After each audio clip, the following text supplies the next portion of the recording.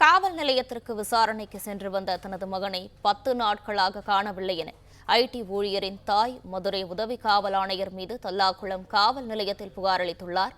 இதுகுறித்தான மேலும் தகவல்களை தருகிறார் செய்தியாளர் ராஜ்குமார். வணக்கம் ராஜ்குமார், இது குறித்த முழு விவரங்களையும் பதிவு பண்ணல.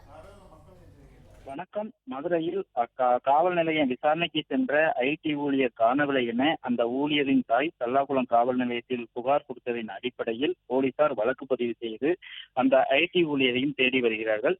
மதுரை மாநகர் தபால்பட்டி நகர் கோதாவரி தெருவில் உள்ள கிருஷ்ணகுமார், அந்த வசித்தவருடைய கிருஷ்ணகுமார், அவர் ஐடி ஊழியராக இருக்கிறார். அவரது மனைவி மற்றும் தாயார் கஸ்தூரி கலா ஆகியோருடன் வசித்து வருகிறார். இந்த நிலையில கிருஷ்ணகுமார் பெங்களூரில் உள்ள ஐடி நிறுவனத்தில் வேலை செய்து வருவதன் காரணமாக மாதத்துக்கு 2 முறை மதுரைக்கு வந்து அவரது வீட்டை பார்த்துவிட்டு சென்ற நிலையில கிருஷ்ணகுமாரின் வீட்டு அருகிலே காவல்துறையில் துணை கண்காணிப்பாளராக பணிபுரிந்து வரக்கூடிய வினோதினி என்பவர் வசித்து வருகிறார். கிருஷ்ணகுமாரின் வீட்டை சிஎஸ்பி வினோதினி விலைக்கு கேட்டதாக கூறப்படுகிறது. அதற்கு கிருஷ்ணகுமாரின் குடும்பத்தினர் தர மறுத்ததால் இரு குடும்பத்தினருடைய அவ்வப்போது பிரச்சனையும் ஏற்பட்டு வந்ததாகவும் தெரிவித்திருந்தனர்.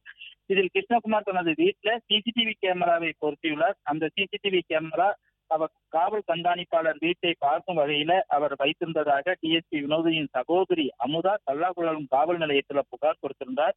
இதனையடுத்து புகாரின் அடிப்படையில கிருஷ்ணகுமார் தல்லாக்குளம் காவல் நிலையத்திற்கு விசாரணைக்காக சென்றிருந்தார். இந்த நிலையில்தான் வீட்டில் வைத்திருந்த அந்த சிசிடிவி கேமராவை கிருஷ்ணகுமார் போலீசார் அகற்ற சொல்றதாக கூறப்படுகிறது. இதை அடுத்து அவர் வீட்டிற்கு வந்து அந்த சிசிடிவி கேமரா எல்லாத்தையும் அகற்றிய நிலையில 13ஆம் தேதி மாநகர குற்ற காவல் நிலையத்திற்கு விசாரணைக்கு சென்றவர் வீடு திரும்பவில்லை என அவரது தாயார் 14ஆம் தேதி காவல் நிலையத்திற்கு சென்று அவர் புகார் கொடுத்தார்.